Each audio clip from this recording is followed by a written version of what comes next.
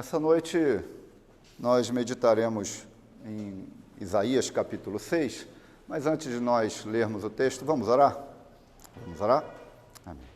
Deus amado e Deus santo, nós louvamos ao Senhor pela tua infinda misericórdia, pelo teu amor, ó Deus, que é sem par. O Senhor tem sido tão misericordioso conosco, mesmo nós sendo ainda tão pecadores. O Senhor que na sua misericórdia derramou da sua graça sobre essa igreja e tem, ó Deus, sustentado essa igreja com tanto carinho, ó Deus, com tanto cuidado. A cada momento que nós passamos, nós percebemos o teu cuidado, o teu zelo, que o Senhor não tem se afastado de nós. Muito obrigado. Nós não merecemos, mas o Senhor é bom e tem visto e olhado por nós. Muito obrigado pelo teu Santo Espírito que tem nos guiado todos os dias. O Senhor, ó Deus, tem nos orientado para que a gente não caia em pecados. Ó Deus, mas a nossa carne tem tendência ao erro, ao pecado. Ó Deus, que o Senhor sempre esteja nos advertindo. Ó Senhor, que o teu Espírito Santo nunca deixe de nos advertir, de nos admoestar, porque enquanto isso ocorrer, nós sabemos que o Senhor está conosco, nos guiando e nos protegendo. Muito obrigado, ó Deus, pela salvação em Cristo Jesus, porque hoje, se o Senhor voltasse, o sangue do teu Filho amado Jesus Cristo nos garante a vida eterna. E isso, ó Deus, é o que importa para todo cristão. Muito obrigado por tudo, em nome de Jesus. Amém, Senhor. Nós vamos meditar no livro de Isaías, no capítulo de número 6. Isaías capítulo 6. É um capítulo que tem 9 versículos. Nós vamos meditar somente até o 7. Do versículo 1 ao versículo 7, Isaías, capítulo de número 6, tem 13 versículos, nós vamos meditar do 1 ao 7.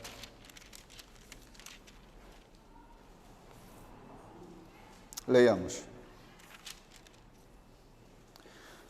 No ano da morte de Uzias, eu vi o Senhor assentado sobre um alto e sublime trono, e as abas de suas vestes enchiam o templo. Serafins estavam por cima dele, cada um tinha 6 asas, com 2 cobria o rosto, com 2 cobria os seus pés, e com 2 voava.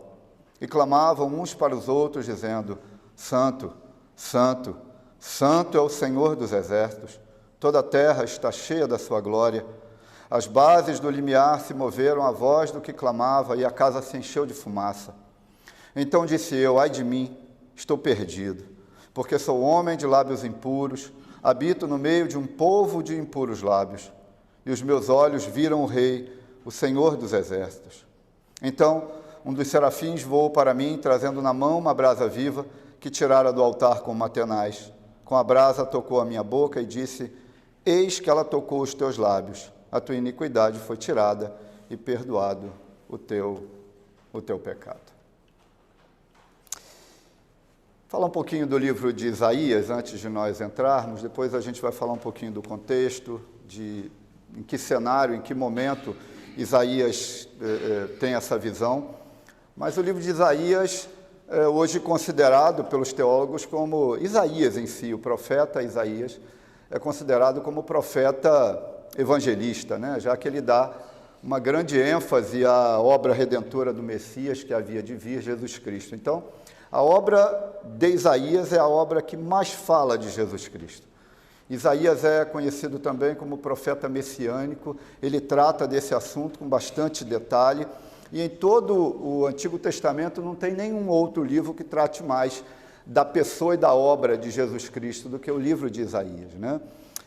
Onde ele registra ali as dimensões tanto do juízo quanto da salvação divina. Ele trata isso com bastante abrangência. Esse é o livro de Isaías. Nós poderíamos dividir o livro de Isaías aqui em 7 grandes partes, né? É óbvio que não tem como tratar delas num único sermão, um livro extremamente extenso, mas nós podemos dividir aí o livro de Isaías em 7 grandes partes. Primeiro, do capítulo 1 ao capítulo 35, onde Isaías profetizou sobre a ameaça da Síria e sobre os julgamentos. Então, do capítulo 1 ao capítulo 35, ele trata dessa nação, a Síria, e ele trata dos julgamentos, tanto de Judá quanto das nações circunvizinhas a Judá e também de toda a terra. Então, em 3 pontos, ele trataria o capítulo 1 ao 35, profetizando aí sobre essa ameaça dessa nação assíria e dos julgamentos desses três povos. Encerradas aí as profecias de Isaías, no capítulo 35, nós temos do 36 até o 39, que ele fala um pouquinho do seu ministério. Isaías trata um pouco do seu ministério e, principalmente, ele dá ênfase às guerras e registra o fracasso dessa nação assíria que ele já havia profetizado até o capítulo 35. E aqui eu só estou, na verdade, fazendo uma pequena explanação do livro de Isaías para a gente estar um pouquinho mais habituado a ele, né? Nos capítulos 40 a 66, ele narra sobre o fim do cativeiro de Judá na Babilônia, de uma maneira futura, onde ele deixa registrado esse evento com 3 narrativas principais. A primeira narrativa, ele fala da libertação do povo de Deus, ele fala do libertador do povo de Deus e ele fala do futuro glorioso do povo de Deus. Então, Isaías podia ser dividido aí nessas 3 partes, onde ele trata bastante do Messias chamado Jesus Cristo, conhecido por todos nós no dia de hoje, né? Isaías foi escrito provavelmente 701 anos antes de Cristo, não passa disso, de 701 anos antes de Cristo. E os fatos, ele trata da maioria dos fatos que ocorreram até o capítulo 39, agora do capítulo 40 ao capítulo 66, ele trata já do fim da vida dele, já quando ele já está no fim, já terminando o seu ministério, né? Fica claro aqui para nós, e nós acreditamos muito nisso, que os melhores estudiosos dizem que o livro de Isaías foi escrito somente por um homem. Existem algumas correntes que dizem que a partir do capítulo 42 existe um outro Isaías que trata do restante do livro, mas os melhores estudiosos e teólogos aí entendem que foi um único Isaías e nós preferimos acreditar assim. Fica mais simples, fica mais claro para nós e não deixa de ser bíblico. Para nós entendermos um pouquinho desse trecho que nós lemos, a gente precisa conhecer um pouquinho do cenário que Isaías estava vivenciando, a nação de Israel, como é que ela estava, como estava Judá, como é que estava naquela época quando Isaías teve aqui essa visão do capítulo de número 6. Né? Primeiro, o pai de Uzias, chamado Amazias, que foi um rei que reinou antes de Uzias, a Bíblia diz que ele fez o que era correto aos olhos de Deus. Então, Uzias, que foi esse rei que nós lemos aí no versículo 1, na morte do rei Uzias, o pai dele, chamado Amazias, diz a Bíblia que esse homem fez o que era correto aos olhos de Deus, mas a Bíblia também diz que ele não fez com inteireza de coração. Ele fez o que era correto, mas ele não era íntegro de coração. O pai de Uzias, esse Amazias, ele, numa batalha, ele trouxe e estabeleceu alguns deuses de Edom e trouxe para a nação. E com isso, ele queimou incenso, ele queimava incenso, fazia adoração a esses deuses, e por conta disso, ou seja, por conta da desobediência, por conta da não obediência e fidelidade a Deus, muitos dos que eram seus colaboradores diretos conspiraram contra Amazias e o assassinaram em Jerusalém. Então nós temos aqui um rei, esse rei Amazias, que fez o que era correto diante de Deus, mas ele não tinha inteireza de coração. Ele ainda queimava incenso e adorava outros deuses. Um ponto muito importante aqui, que eu creio que vale que nós memorizemos, é que após a morte de Amazias, desse rei, do pai de Uzias, esse comportamento idólatra que ele tinha foi disseminado para toda a nação de Judá. Então, a idolatria do pai de Uzias, a idolatria de Amazias, mesmo esse homem já estando morto, fez o seu papel. Ele deixou rastros, ficou disseminada a idolatria por conta das suas atitudes. Foi então que os cidadãos ali de Judá escolheram um novo rei, óbvio. Amazias morreu, escolheu um novo rei. O novo rei era Uzias. Uzias começou a reinar a partir de 16 anos de idade. Reinou por 52 anos em Jerusalém, e a Bíblia diz que Uzias foi um rei justo. A Bíblia diz que Uzias foi um rei extremamente piedoso, foi um rei que praticava o que era correto e agradável a Deus, assim como seu pai, mas ele tinha uma diferença. Ele tinha uma diferença do seu pai Amazias, ele era íntegro, coisa que seu pai não foi.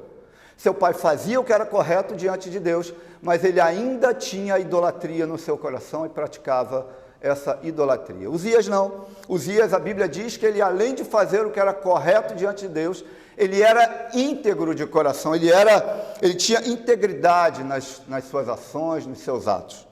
Um rei, esse rei Uzias, que trouxe poder, esse rei Uzias que trouxe respeito durante os 52 anos de reinado dele em Jerusalém. Um homem que, como nós lemos, que agora no versículo de número 1, que nós lemos do capítulo 6, ele agora também estava morto. Esse homem também morreu. Então esse relato que nós lemos diz que no ano da morte do rei Uzias. E é aqui que a gente vai falar um pouquinho, mas após a morte desse rei Uzias, diferentemente do seu pai, é importante a gente fazer um certo comparativo, porque na morte do rei Amazias, o pai de Uzias, a idolatria era disseminada. Na morte do rei Uzias, desse homem que nós vamos falar um pouquinho a respeito agora, a nação gozava de uma prosperidade tremenda. A nação agora ela era próspera porque esse homem, esse rei Uzias, ele trouxe bastante respeito, glória e poder para a nação. Ele era um homem de integridade, um homem íntegro. E agora, com a morte dele, todo o povo se regozijava com esse período de prosperidade deixada por ele. Esse período próspero. Mas tinha um porém. As autoridades de Judá, na morte desse rei Uzias, as autoridades de Judá usavam do poder econômico que eles tinham para oprimir os pobres. Então era um reino agora, com a morte do rei Uzias, era um reino próspero, mas as autoridades usavam do poder que ela tinha econômico para oprimir os pobres. Nada diferente de hoje. Nada diferente de hoje. A segunda característica que ocorreu com a morte, após a morte do rei Uzias, é que as lideranças religiosas viviam no luxo. Havia tanta prosperidade na terra de Jerusalém que eles oprimiam os pobres e as lideranças religiosas viviam no luxo. E terceiro, eles transformavam os cultos religiosos em festanças sociais. Então a prosperidade era boa, mas ela culminava em características da liderança de Jerusalém, que oprimia pobres, transformava todo o culto a Deus, toda a religiosidade em festança social, e eles viviam no luxo. Então a prosperidade era boa até certo ponto. Era boa, mas até certo ponto. Assim, com isso eles levavam também todo o povo ali à apostasia e à idolatria. É importante a gente lembrar aqui que, como eu disse anteriormente, o rei Amazias, após a morte dele, mesmo ele morrendo, a idolatria fez o papel dele. Com a morte de Uzias, ele deixou a prosperidade, mas a prosperidade não foi boa para o povo. A prosperidade acabou culminando em várias práticas que desagradavam ao Senhor. O reino de Judá, portanto, o reino lá em Jerusalém, estava vivendo enormes crises. Nesse momento que Isaías profetiza, nesses momentos em que Isaías tem essa visão do capítulo 6 que nós vimos, o reino de Judá estava vivendo enormes crises, sendo crises políticas, crises morais, crises de desigualdade econômica, como eu comentei aqui ainda agora, e principalmente uma profunda crise espiritual. A prosperidade deixada pelo rei Uzias, pelo bom e piedoso rei Uzias, culminou em várias crises, políticas, morais, desigualdade social e principalmente uma profunda crise espiritual. Esse é o contexto de Isaías quando ele recebe essa visão. Quando ele tem essa visão, o povo está em crise, a população está em crise apesar da prosperidade. Quantas vezes a gente vê pessoas pedindo prosperidade e não sabem de fato até onde isso pode culminar e o que isso pode acarretar na vida dela se ela não souber lidar com a situação. E assim acontecia no tempo de Isaías, lá para Judá. Agora a gente pode meditar um pouquinho no texto que nós lemos, né? Eu gostaria de dividir esse texto em dois pequenos blocos. Do versículo 1 ao versículo 4, a Bíblia trata da visão de Isaías da esplêndida e maravilhosa magnitude de Deus. É isso que Isaías vê. Do versículo 1 ao versículo 4, ele tem a visão da majestade de Deus. Ele tem a visão maravilhosa e esplêndida de Deus. E o segundo bloco, que transcorre aí do versículo 5 ao 7, ele registra a confissão da pecaminosidade de Isaías. Então nós vamos falar um pouquinho sobre esses dois pontos. Visto tudo isso, vamos ao texto? Versículo 1 ao 4, diz assim, capítulo 6 de Isaías. No ano da morte do rei Uzias, eu vi o Senhor, assentado sobre um alto e sublime trono, e as abas de suas vestes enchiam o templo. Serafins estavam por cima dele, cada um tinha 6 asas. Com 2 cobria o rosto, com 2 cobria os seus pés, e com 2 voava. E clamavam uns para os outros, dizendo, Santo, Santo, Santo é o Senhor dos exércitos. Toda a terra está cheia da sua glória. As bases do limiar se moveram à voz do que clamava, e a casa se encheu de fumaça.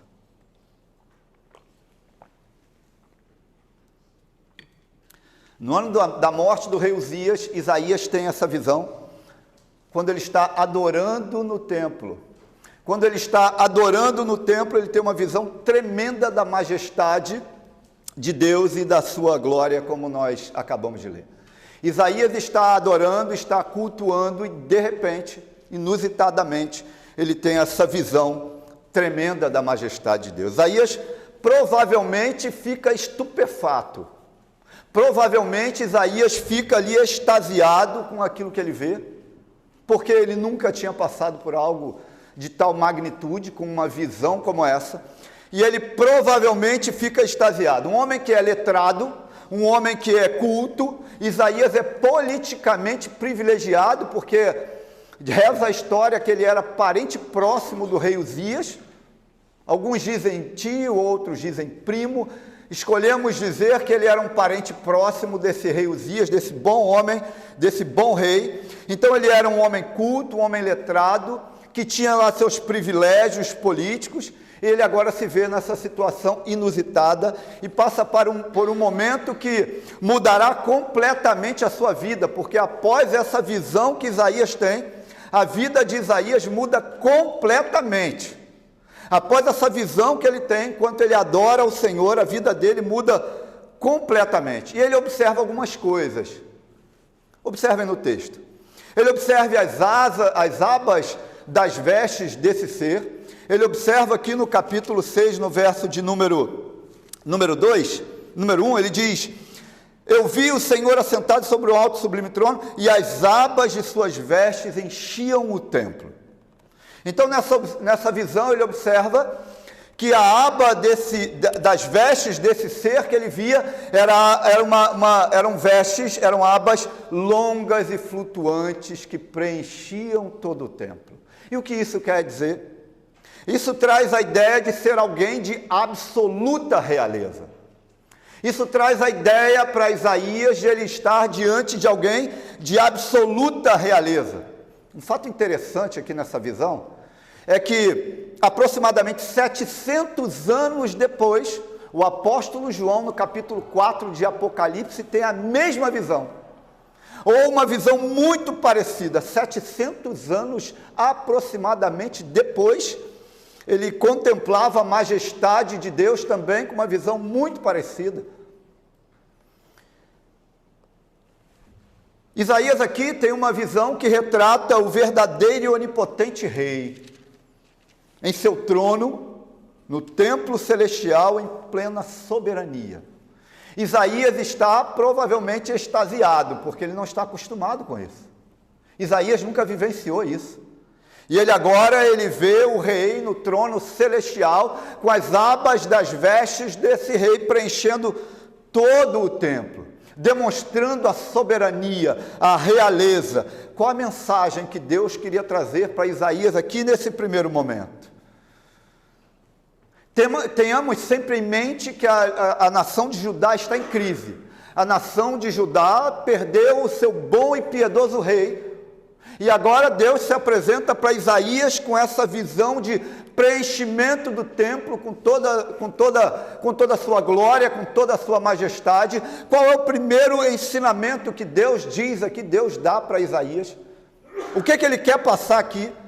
Queridos, fica muito claro para o entendimento do profeta Isaías que Deus se revela como aquele que está assentado no trono, aquele que é soberanamente justo, poderoso e está assentado no trono. Essa é a primeira visão. Deixa muito transparente, muito claro que independente da nação ter ou não um rei à frente reinando, independente do cenário de incertezas que estava se apresentando, independente das crises que se levantavam, o que Deus estava dizendo para Isaías é: eu continuo no controle de tudo, Isaías, e eu governo de maneira justa e santa, independente das crises que se levantam pós-rei Uzias. Eu continuo sendo o rei majestoso que soberanamente governo. Essa é a primeira mensagem que ele dá para Isaías. Assim também que todo o universo está em suas mãos, em suas poderosas mãos, e esse mesmo universo obedece e treme diante da voz desse Deus. Quando os serafins cantavam santo, santo, santo, a Bíblia diz que as bases do limiar, no verso de número 4, as bases do limiar se moveram à voz do que clamava, e a casa se encheu de fumaça. Com a presença desse Deus, o próprio universo treme diante desse Deus. O próprio universo sabe que Deus está no controle de todas as coisas, e Deus estava deixando isso de uma maneira clara, transparente para Isaías. Isaías, não preocupe-se com a morte do rei Uzias, eu continuo no controle. Essa imagem revelava diante de quem toda a autoridade humana deveria se curvar.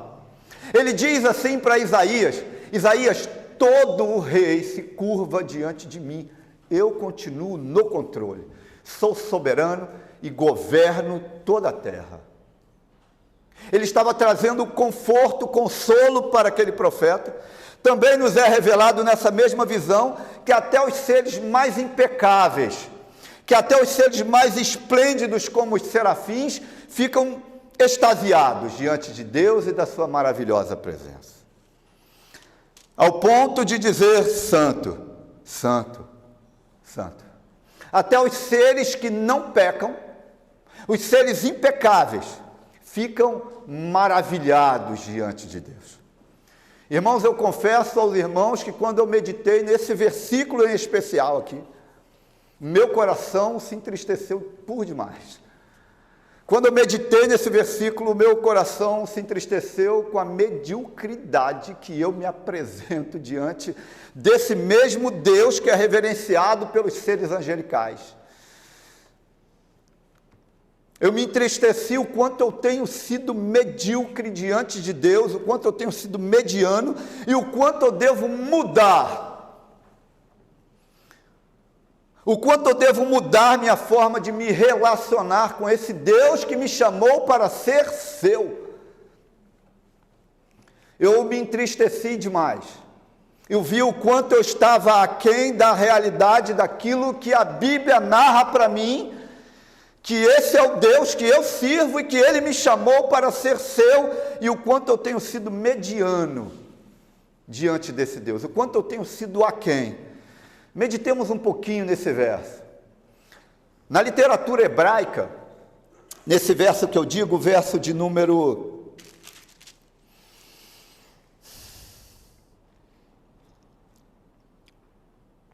3, quando ele diz: e clamavam uns para os outros, dizendo: santo, santo, santo é o Senhor dos exércitos.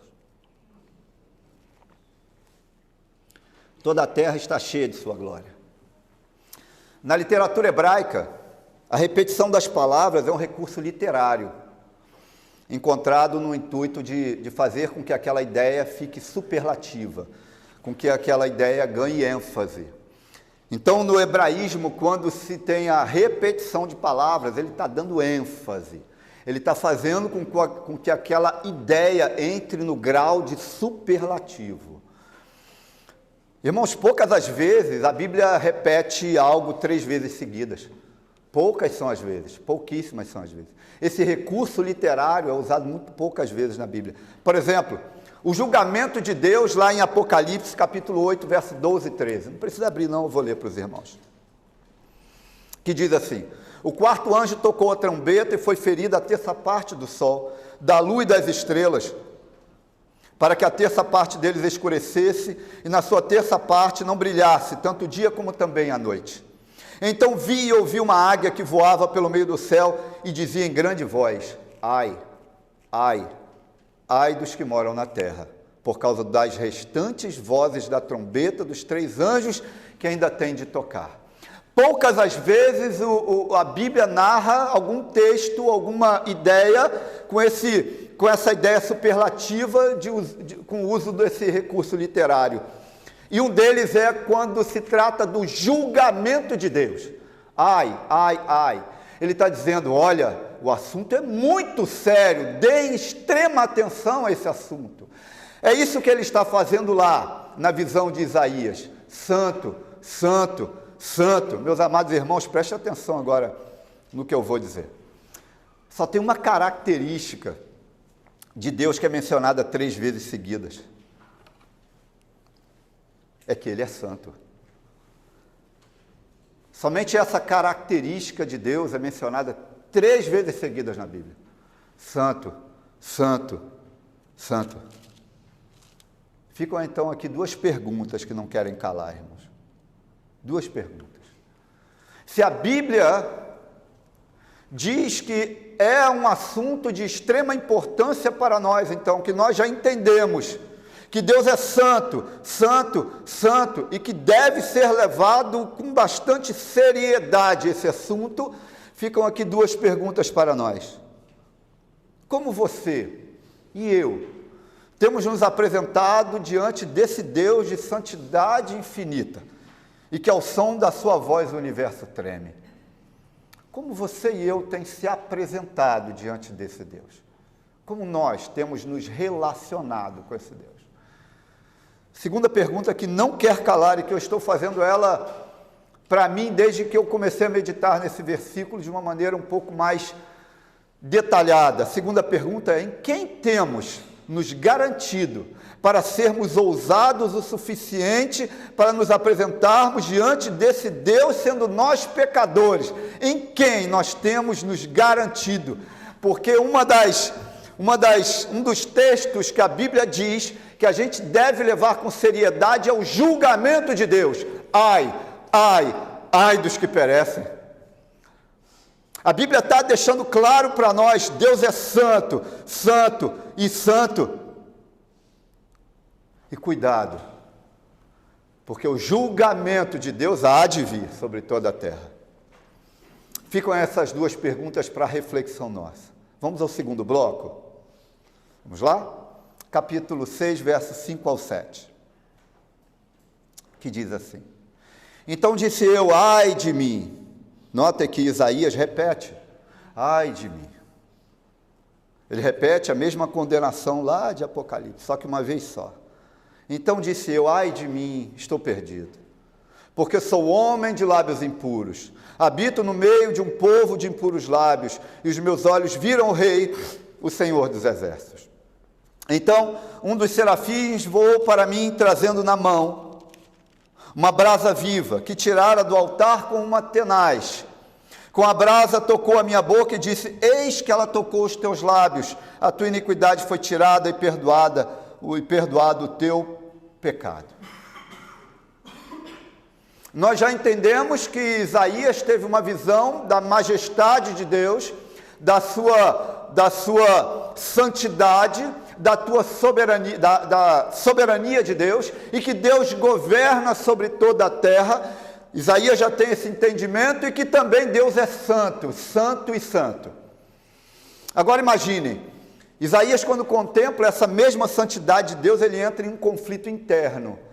No versículo que nós acabamos de ler, que é o versículo 5, ele entra num conflito interno, que ali expõe toda a corrupção do seu coração, toda a corrupção que é inerente à sua própria vida, nesse versículo de número 5, quando ele disse: então disse eu, ai de mim, estou perdido.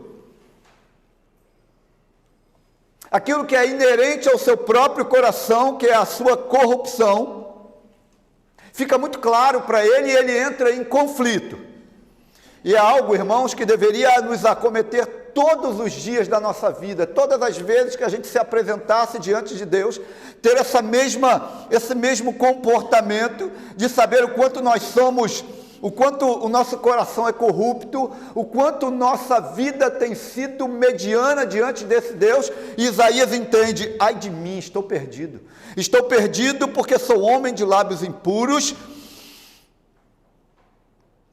habito no meio de um povo de impuros lábios, e os meus olhos viram o rei. Então a indignação dele, o seu conflito era: estou perdido porque eu vi o rei. Estou perdido porque eu sou pecador. Estou perdido porque o meu coração é corrupto e Deus é santo, santo, santo, e eu sou corrupto. Diante de Deus, irmãos, toda a autoestima de Isaías foi completamente abalada. Tudo aquilo que ele entendia que era de moralidade, santidade da vida dele, foi completamente abalada quando ele tem esse encontro com Deus, quando ele vê que esse Deus é santo, santo e santo. Queridos, Isaías provavelmente tinha seu próprio padrão de moralidade. Isaías provavelmente tinha o seu próprio padrão de santidade quando comparado às outras pessoas da sociedade. Ele era um homem letrado, um homem culto, um homem politicamente privilegiado, um homem inteligente. Ele tinha lá o seu grau de moralidade, o seu grau de santidade. Eu sou primo ou tio do rei Uzias. Eu sou um homem influente, eu sou um homem moralmente correto. Mas, irmãos, quando ele se compara aos outros homens da sociedade, ok, isso pode até ser que seja uma verdade, mas no momento em que ele se mediu diante do padrão último, ele foi destruído, moralmente e espiritualmente aniquilado. Quando ele se mediu diante das pessoas da sociedade, provavelmente ele poderia estar um degrau acima, uma oitava acima, mas quando ele se mede diante do padrão último de Deus, ele está completamente destruído. O contato com Deus trouxe a Isaías um conhecimento da sua própria pecaminosidade, da sua própria pequenez. E o resultado disso, irmãos, não poderia ser diferente. O resultado disso é: ai de mim, estou perdido. Ai de mim, estou perdido. Uma versão mais antiga diz o seguinte: então disse eu, ai de mim que estou perecendo, ai de mim que estou morrendo, ai de mim que já diante dessa visão que eu tive de Deus, eu estou num processo de morte daqui para frente. Essa devia ser a nossa resposta, devia ser o nosso comportamento quando estamos diante desse Deus. Estou perdido, pois sou pecador e Deus é santo. Estou perdido, porque sou pecador e Deus é santo. Eu gostaria de chamar a atenção dos irmãos nesse pequeno bloco que nós lemos, um ponto bastante interessante. Que Isaías, quando diz para Deus, que ele diz: estou perdido, estou perecendo. Deus não contradisse Isaías. Deus em momento algum disse: Isaías, você não é tão pecador assim, Isaías. Isaías, fica tranquilo, você é uma joia rara que eu vou lapidar.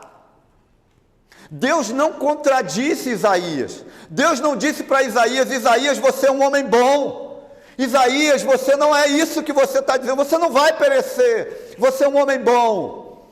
Fica tranquilo, eu vou lapidar você. Irmãos, definitivamente, Deus não diz isso do homem. Definitivamente, Deus não disse isso para Isaías. Não foi isso que Isaías teve como resposta, mas é isso que nós vemos sendo ensinado aí fora.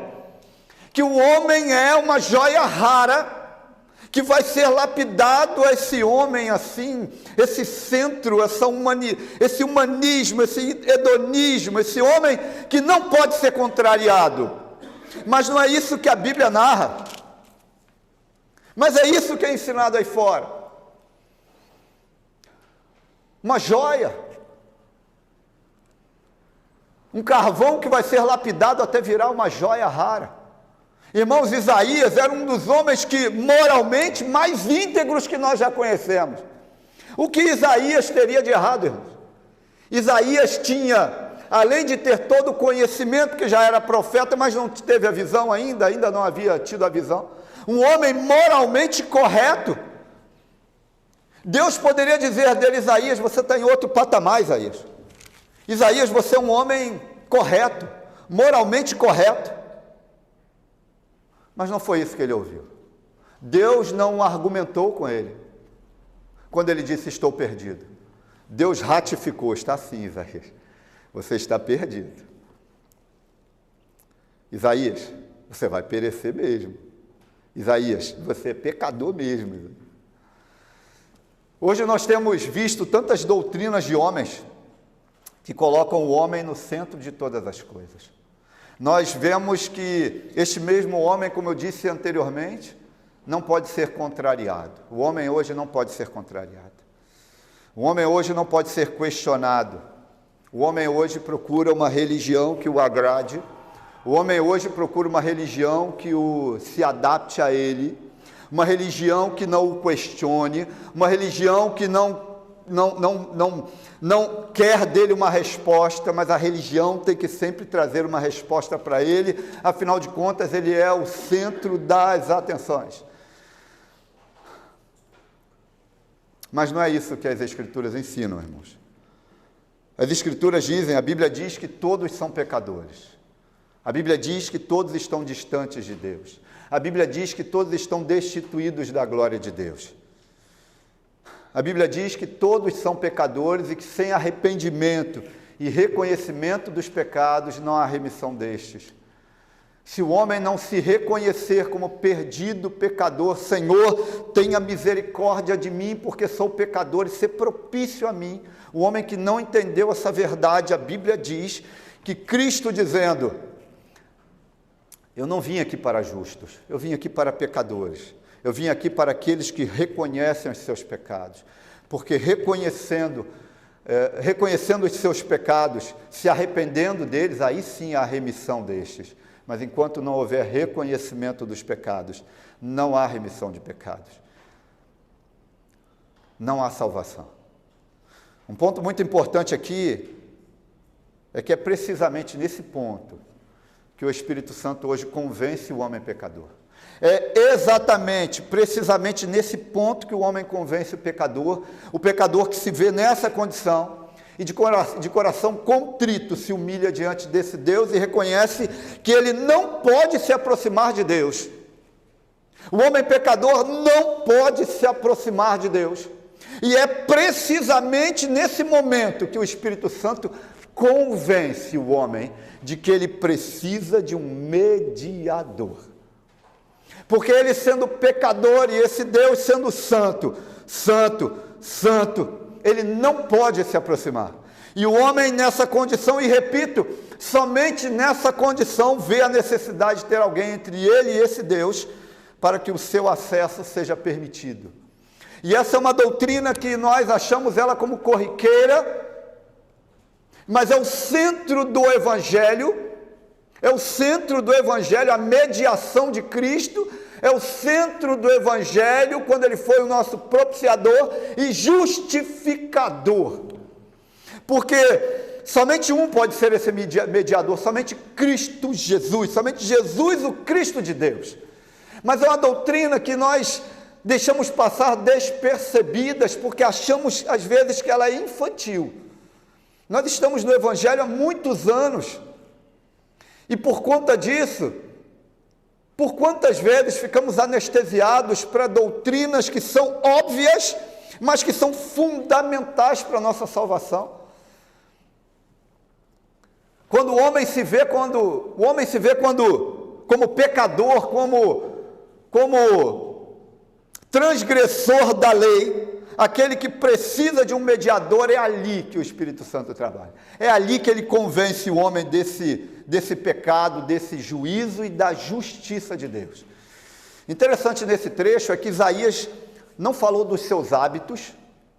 Isaías diz assim, no verso 5, sou homem de lábios impuros, habito no meio de um povo de impuros lábios. Irmãos, Deus não falou dos seus hábitos, Isaías não falou dos seus hábitos, Isaías não falou dos seus comportamentos, Isaías aqui não falou dos seus pecados de uma maneira generalizada, como por muitas vezes nós fazemos oração. Senhor, tenha misericórdia dos nossos pecados, das nossas falhas. Quais? Isaías é específico aqui. Isaías, às vezes nós oramos ao Senhor de uma maneira generalizada, porque temos vergonha de dizer para Deus onde nós erramos. Irmãos, se existe alguém que quer ouvir de fato qual é o seu pecado, esse alguém é Deus. Mas Ele quer ouvir na íntegra. Sou homem de lábios impuros. Isaías não fala dos seus pecados generalizados, mas ele diz que a sua principal característica negativa eram os seus lábios impuros. E mais, que toda a nação estava infectada de pessoas de lábios impuros. É isso que Isaías diz. Senhor, tenha misericórdia. Estou perdido, eu vi o rei e os meus lábios são impuros. Mas como, irmãos? Como? Sabemos que se tratava de um povo religioso, sabemos que se tratava de um povo que culturalmente cultuava diariamente no templo e ofereciam sacrifícios a Deus. Como pode Isaías dizer, Senhor, eu tenho lábios impuros? Como pode ele dizer que o povo tinha lábios impuros? Lembra da idolatria de Amazias lá atrás, que veio disseminando? Lembra depois da morte do rei Uzias, em que a prosperidade acabou trazendo o mal para a nação?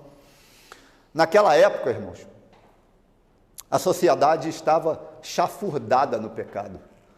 Em um mundo de lábios obscenos, em um mundo de lábios mentirosos, de lábios odiosos, que não é nada diferente do dia de hoje. Naquela época, o mundo estava mergulhado no pecado. Mas sabe um ponto interessante disso aqui? O que chama bastante atenção é que Isaías nunca tinha notado que ele tinha lábios impuros. A Bíblia não narra isso. A Bíblia não diz que Isaías já tinha notado isso antes. Isaías sempre teve lábios impuros. Isaías sempre teve mergulhado no pecado, assim como toda a humanidade. Mas no seu padrão de moralidade social, ele se achava até muito bom. Ele nunca tinha observado que ele tinha lábios impuros, nunca observou.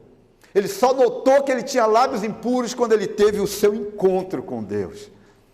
Quando ele teve o seu encontro com Deus, ele disse, Senhor, vou perecer porque eu tenho lábios impuros. Porque o impacto, o conflito do seu pecado, da sua vida transgressora e da santidade de Deus, bota o homem nesse patamar de pequenez e de pecaminosidade. Aí ele observa, Senhor, tenha misericórdia de mim que sou pecador. E isso me remete àquelas duas orações no Novo Testamento,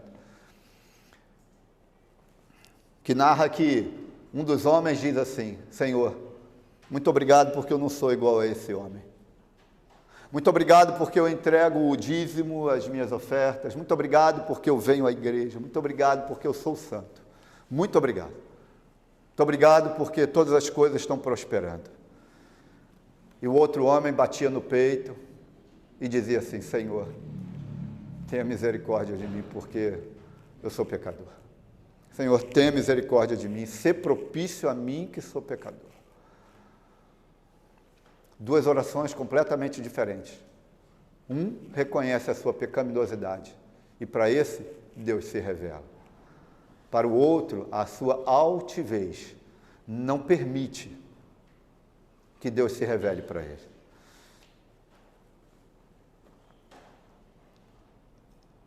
Hoje, assim como na época de Isaías, falamos, e aí eu gostaria de falar um pouquinho sobre o pecado que Isaías disse que incomodava ele diante de Deus, que eram os seus lábios impuros. Hoje, assim como na época de Isaías, nós também temos lábios impuros. Por quantas vezes nós falamos palavras de baixo calão, e eu estou trazendo para a contemporaneidade, nós falamos palavras de baixo calão, que tornaram-se expressões corriqueiras, usadas livremente por homens, mulheres e até crianças, e a gente acha crianças falando palavras de baixo calão, a gente acha engraçado, a gente acha que é bonitinho. Hoje nós vivemos numa época em que pessoas mentem, pessoas caluniam,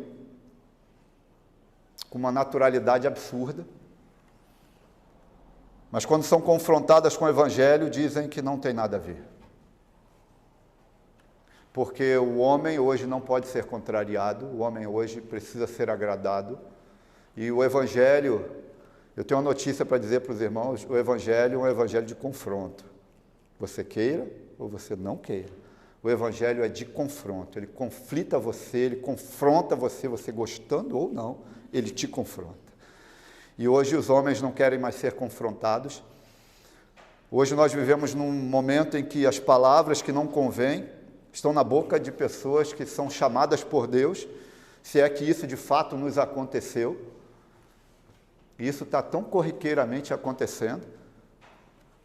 Irmãos, todos que são chamados por Deus têm uma vida de progressão espiritual.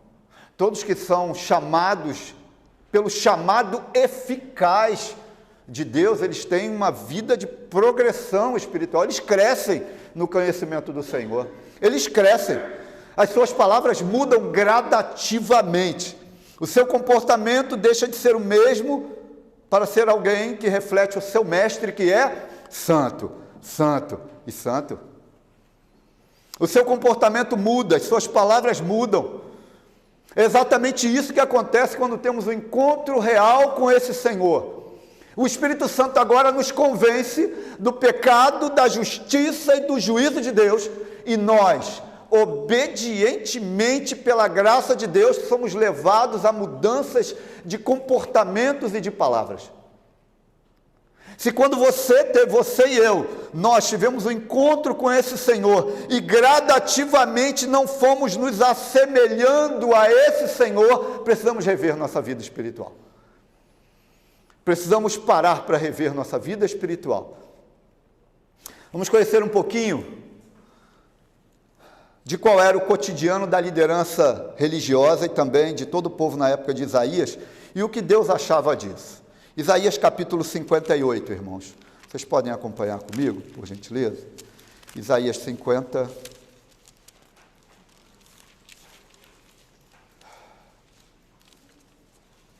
Isaías 58.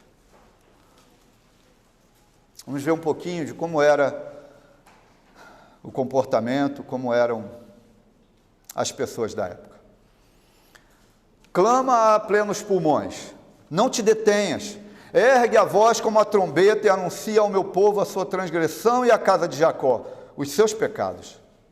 Mesmo neste estado ainda me procuram dia a dia, têm prazer em saber os meus caminhos, como o povo que pratica a justiça e não deixa o direito do seu Deus. Perguntam-me pelos direitos de justiça, tem prazer em se achegar a Deus, dizendo, por que jejuamos nós, e tu não atentas para isso? Por que afligimos a nossa alma, e tu não levas em conta? Eis que no dia em que jejuais, cuidais dos vossos próprios interesses, e exigis que se faça todo o vosso trabalho. Eis que jejuais para contendas e rixas, e para ferirdes com punho iníquo, jejuando assim como hoje. Não se fará ouvir a vossa voz no alto. Seria este o jejum que escolhi, que o homem um dia aflita a sua alma, incline a sua cabeça como junco, e estenda debaixo de si pano de saco e cinza. Chamarias tu a isto jejum, e dia aceitável do Senhor ou ao Senhor?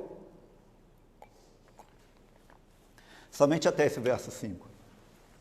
Irmãos, nós acabamos de ver que se tratavam de pessoas que regularmente estavam no templo. Eram pessoas religiosas, pessoas que tinham uma vida que aparentemente atendia às necessidades e os interesses religiosos. Eram esses homens. E aqui fica um ensino para nós. Fica um ensino para nós e um grande desafio hoje para a igreja. Pois assim como na época de Isaías, podemos ir à igreja, podemos estar no corpo da igreja, podemos participar do culto, podemos participar da liturgia da igreja, mas estar afastado do Senhor, que é o dono da igreja, com lábios impuros e comportamentos que desagradam ao Senhor. Irmãos, eu sei que quando a gente vem, e como eu disse aqui ainda agora, eu sei que quando a gente vem, quando nós viemos para meditar as Escrituras, o confronto dela conosco nos incomoda. Mas na minha oração que eu fiz aqui logo no início, eu pedi para Deus o seguinte, nós pedimos juntos, Senhor, nos admoesta. Enquanto o Senhor estiver nos advertindo, é porque Ele nos ama. É porque Ele nos ama, é porque Ele nos quer bem. Um bom pai sempre adverte seu filho quando ele está no caminho errado. Mas então, depois do que nós lemos aqui, que se tratava de um povo que ia diretamente para a igreja e que pode, de alguma maneira, estar afastado, que pode vir, de alguma maneira, estar mergulhado no pecado, os pecadores em geral, os homens pecadores, nós em geral, nós todos, como é que a gente pode ter um relacionamento profundo com esse Deus, sendo nós completamente pecadores? Esse era o grande conflito de Isaías. Senhor, como pode eu ser pecador, me relacionar com o Senhor que é santo? E hoje para nós, como é que nós poderíamos nos relacionar com esse Deus santo, santo, santo, sendo nós completamente pecadores? Eu creio que aquele relógio parou. Parou? Porque eu olho para ele 7h20 já algumas vezes. Parou, não? Não sei se é bom ou se é ruim. Como é que podemos nós ter um relacionamento profundo com esse Deus santo, sendo nós pecadores? É o que diz o verso 6. Sabe o que o verso 6 revela para nós? Que isso não é possível. Que não é possível. O verso 6 relata para nós que não é possível. Leamos o verso 6.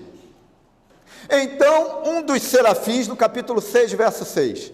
Então, um dos serafins voou para mim, trazendo na mão uma brasa viva, que tirava do altar com uma tenaz.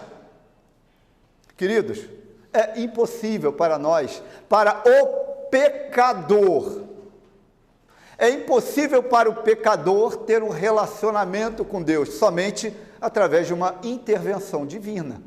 É o que o verso 6 nos mostra. Então, um dos serafins voou para mim, trazendo na mão uma brasa viva, que tiraram do altar com uma tenaz. É necessário uma intervenção divina. É necessário que Deus, de alguma maneira, pela sua graça irresistível, nos atraia para Ele. Após o reconhecimento do pecado, e somente após isso, após nós reconhecermos que somos pecadores, que precisamos da misericórdia de Deus, apenas após isso, que Isaías também aconteceu, é que Deus envia um serafim que vai ao encontro de Isaías. Até então, não tinha serafim. Até então, não tinha intervenção divina. A intervenção divina veio quando Isaías disse, ai de mim que sou pecador, estou perecendo, vou morrer. Aí Deus intervém, envia um serafim que vai ao encontro de Isaías, trazendo uma brasa viva tirada do altar. Portanto, para o pecador é impossível. Para o pecador não há possibilidade, é impossível chegar a Deus. É necessário que haja uma intervenção. Deus aqui, através de um ato de pura misericórdia, Ele derrama a sua graça, porque Isaías de fato era um pecador e Deus já tinha reiterado, ratificado isso, quando Ele não questiona Isaías. E quando Isaías reconhece que é um pecador, aí Deus derrama da sua misericórdia e da sua graça. Deus comandou um dos serafins que se moveu rapidamente. Se moveu rapidamente, voando para o altar com uma tenaz. Diz a Bíblia que tocando-lhe os lábios, como diz o verso 6 e o verso 7. O verso 7 diz, com a brasa tocou a minha boca e disse, eis que ela tocou os teus lábios, a tua iniquidade foi tirada e perdoado o teu pecado. Um ponto importante aqui desse trecho, que é uma interpretação que um teólogo renomado da nossa época, chamado D.A. Carson, fez, que ela é muito interessante. Eu vou ler aos irmãos.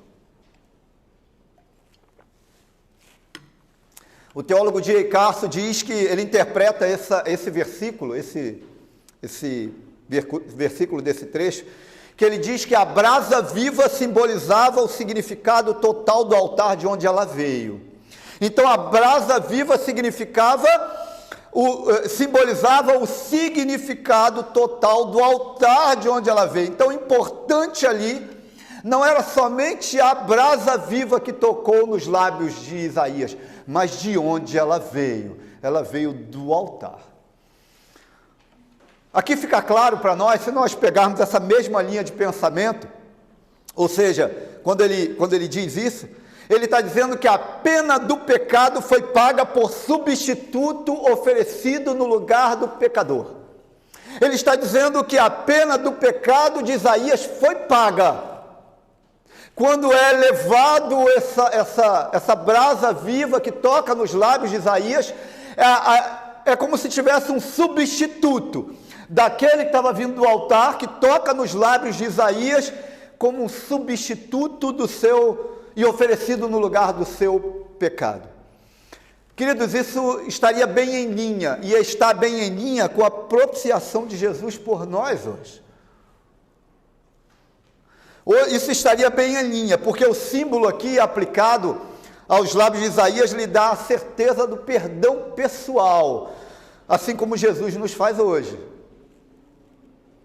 Jesus hoje nos dá a certeza do nosso perdão através da propiciação dele por nós, porque nós deveríamos ter ido para aquela cruz. Irmãos, deveria ter sido eu. Eu deveria ter ido para aquela cruz. Mas Jesus amorosamente, espontaneamente, deu sua vida por mim. Deu sua vida por você. O verso de número 7, que nós lemos,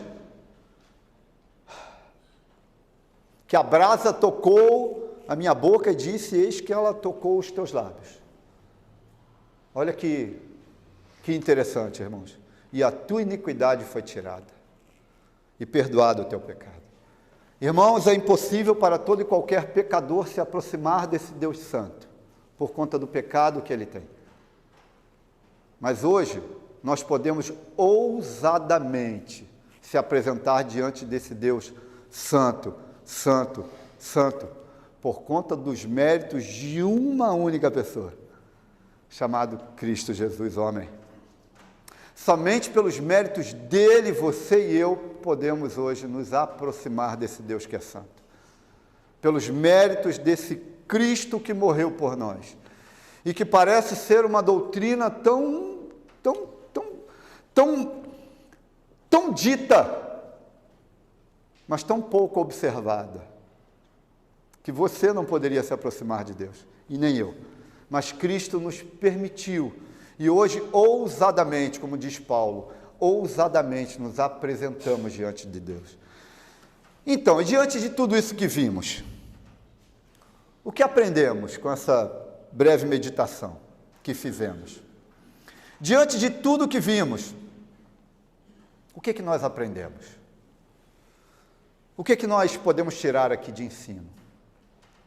5 ensinos básicos aqui, que eu gostaria de dividir com os irmãos. O primeiro, que a nossa vida com Deus deve ser de inteireza de coração, pois os pecados que cometemos ficam como um rastro para os que nos cercam.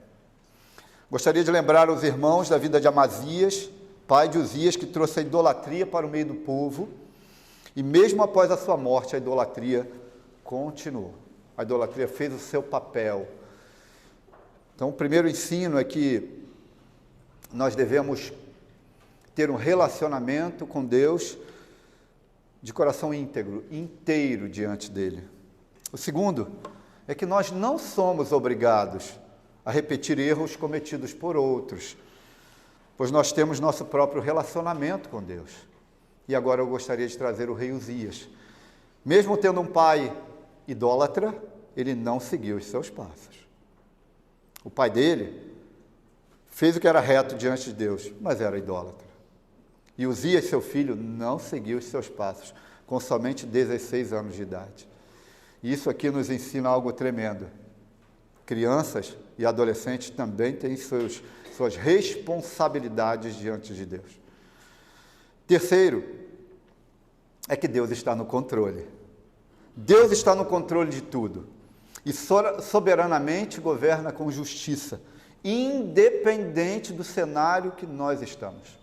Independente dos conflitos, das crises que se levantam, que se apresentam diante de nós, Deus continua governando com justiça, soberanamente santo.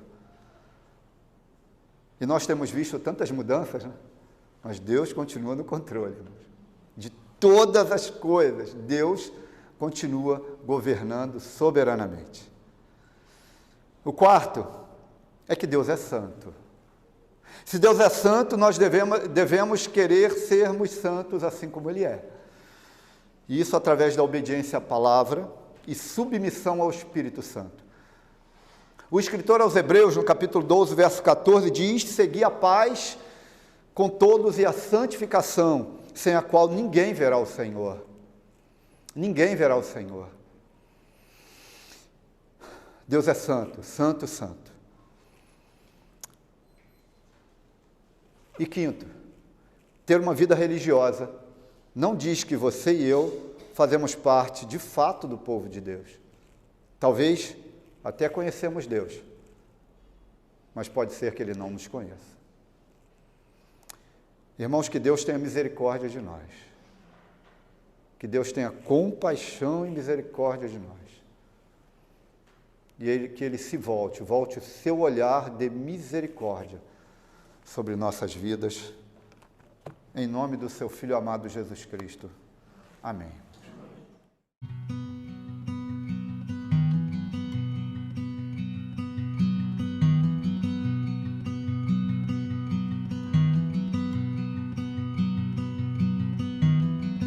A mighty fortress is our God.